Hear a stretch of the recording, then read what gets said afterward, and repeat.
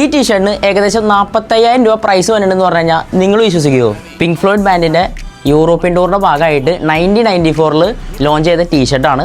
വേൾഡിൽ തന്നെ limited pieces ആണ് അവൈലബിൾ ആയിട്ടുള്ളൂ. അതിലൊരു പീസ് ഇന്ത്യയിൽ ഇവരുടെ കയ്യിൽ മാത്രമേ ഉള്ളൂ കേട്ടോ. നിങ്ങൾ ഈ ബൂട്ടണ്ട, ഇതൊരു ഓസ്ട്രിയൻ മിലിറ്ററി ബൂട്ടാണ്. ഇത് 60s ചെക്കോസ്ലോവാക്യ മിലിറ്ററിയുടെ പാരച്യൂട്ട് ബാഗാണ്. ഇതുപോലെ കൗതുകം അറിഞ്ഞതും ഒരുപാട് ഹിസ്റ്ററീസ് ഒക്കെ ഉള്ള വിൻറ്റേജ് ഐറ്റംസ് കിട്ടുന്ന ഒരു സ്റ്റോറിലാണ് നമ്മൾ എന്നുള്ളത്, അതും നമ്മുടെ അങ്കമാലിയിൽ.